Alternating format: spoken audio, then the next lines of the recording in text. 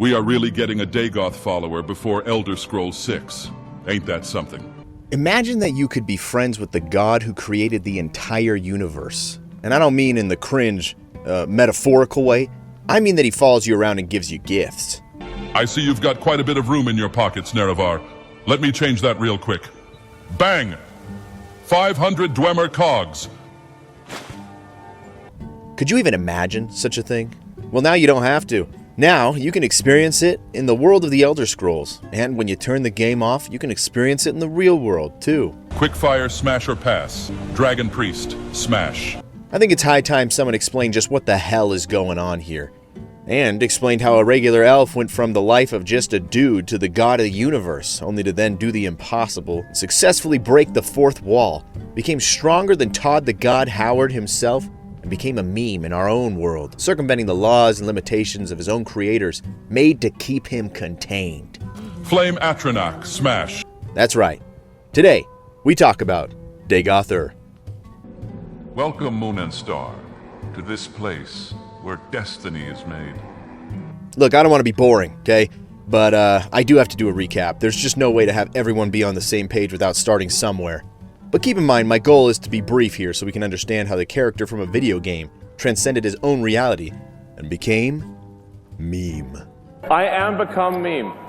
In the Elder Scrolls, there's a lot of gods and demons and other powerful beings that wreak havoc on my young body and on the world of Nirn as well. However, according to some sources, there's no truth more fundamental than the Godhead.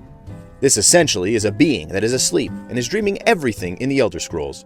Every rock, every tree, every character, every broken mod list that crashes my damn game, every Serana impregnation side quest is all a figment of the imagination of the Godhead.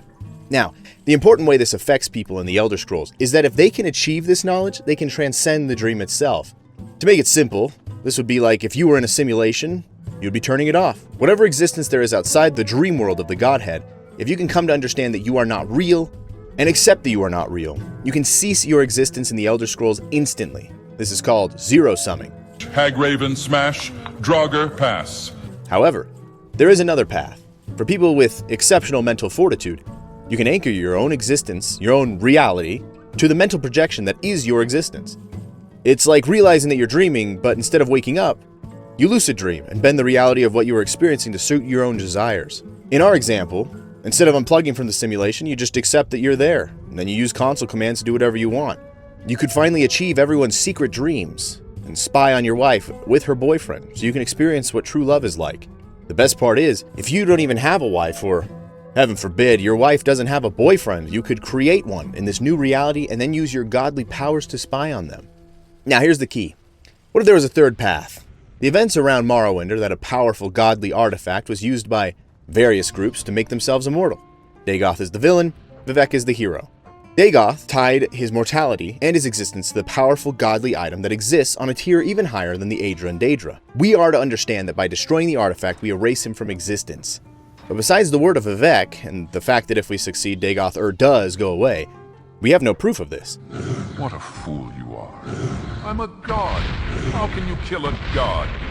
What a grand and intoxicating innocence.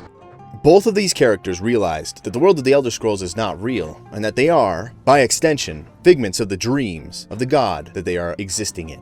But they are not the same. That's where the similarities end.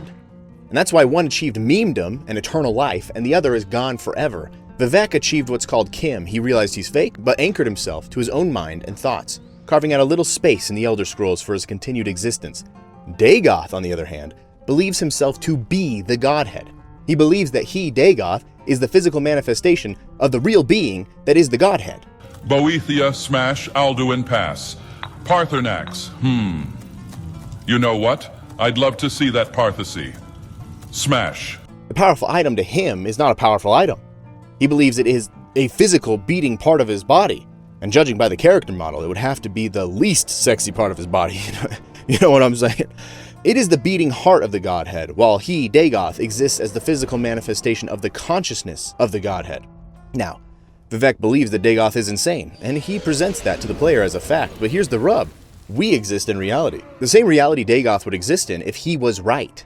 Stick with me here, okay? Things are about to get wild. Vivec knows that he's fake. When you talk to him, he says, and by the way, this is his real voice, I'm not making this up. Me? I exist at once inside time and outside of it. It's nice never being dead, too. When I die in the world of time, I'm completely asleep. I'm very much aware that all I have to do is choose to wake, and I'm alive again. Many times I have very deliberately tried to wait patiently, a very long time, before choosing to wake up. And no matter how long it feels like I wait, it always appears, when I wake up, that no time has passed at all. So when Vivec dies in the Elder Scrolls, he doesn't go to reality. He's not cool enough. Ironically, as he only exists as an unvoiced NPC in a game that is over 20 years old, he has tied his existence to the Godhead and cannot find his own voice because he doesn't exist. He would come here, but he can't. He can never know what it's like to live in the real world. Like the kid at the park with my favorite candy bar, he is refusing to let go. He's doing what our character does when we die in the Elder Scrolls. We take a break, and whenever we're ready, we turn the game back on, but to our character, no time has passed. Vivec has refused to join the real world. Not sure that he could if he tried. He keeps going back to the world of the Elder Scrolls, but you know who didn't? Dagoth. If Dagoth was correct about his beliefs, then he, as the Godhead, was able to die, wake up, return to reality for a bit, and then when he decided to, continue his game, being the only character other than you playing the game, who is aware of both the real world and the world of the Elder Scrolls, and hold them as separate realms. And here's the evidence. You think my low poly toes could make any money on Feet Finder? Or did you install body mods to fix the skin socks? A companion in a game that understands our world and his own world. Bethesda created this lore, this religion. But like any real-world religion, it may change over the years, outgrowing its origins. You know, if I had been successful in the rebirth of Akula Khan, I would have ensured Michael Kirkbride never left Bethesda. Do you choose to believe what Bethesda wrote, what Vivec believes? Has the Godhead slept forever and Dagoth was only misguided? Or do you believe the truth that is in front of your eyes? Psst. Hey, Nervor. Look at this meme I made. The Nerevar could not kill Dagoth. Vivec could not kill Dagoth. Dagoth exists as long as Nirn exists. He is the physical manifestation of the Godhead's consciousness in the dream he himself is dreaming. He chooses to be with you because he recognizes you as the only other person real in the game. The only other person who can disengage with the simulation, leave their house, walk around a little, dream about Pokimane being their girlfriend, and then come back to it as they please. Your consciousness is not bound to yourself like Vivec. Your consciousness is not bound to the Elder Scrolls at all. Your consciousness exists in reality, and so does Dagoth's. A dark elf baddie with childbearing hips. Yeah, I'd give up godhood for that. Dagoth left the game. He left after the Nerevar destroyed the heart because he knew the Nerevar would just keep reloading an old save.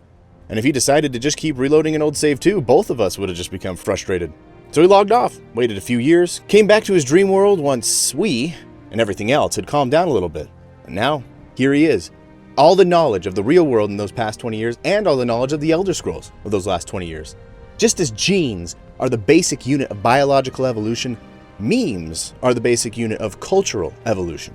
Dagoth exists as the only character ever in any game to transcend the wishes of his own creators. He exists outside their control. He exists outside of Bethesda. He is an idea. He is a meme. He's a god. He's the evolution of culture in the Elder Scrolls and in our world, and like all memes, he has an effect on real people. He is unkillable. Open your mind to him. Let his memes invade your soul. Give yourself to Dagoth Ur. Join the Sixth House. Achieve balanced Kim.